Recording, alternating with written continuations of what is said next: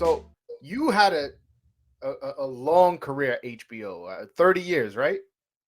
Yes. Yeah. So I it's hard for me to get into all the fights that I would want to ask you about because you covered many memorable fights, but there's a couple of specific fights I want you to talk about, historic fights that you covered. First, I want to talk about Julio Cesar Chavez versus Meldrick Taylor one. Uh, Yes. Very controversial stoppage.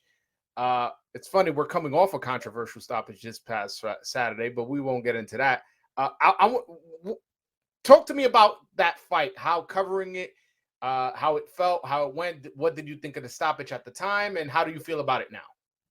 Well, I think it's the most controversial stoppage I ever saw, and I've heard some people say it's the most controversial stoppage in the history of the sport.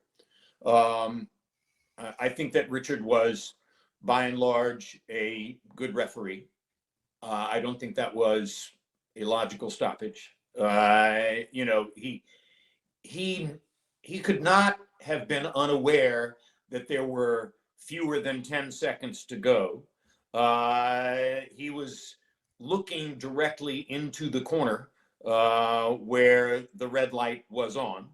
Um, Meldrick was standing up, and yeah, he was taking punishment, but he was standing up. And, I think at that moment, as a referee, you have to be aware enough and thoughtful enough that you're looking at an unbeaten Olympic gold medalist fighter who has just fought the fight of his life, to clearly beat the great Julio Cesar Chavez, and that it's sort of incumbent on you to give him every possible opportunity to finish the fight, because if he finishes the fight, you're going to be holding up his hand in a few minutes. So I was shocked. I was completely shocked when the stoppage took place, and I, Richard had an argument, and the argument was about mercy, about don't let him take another potentially damaging punch.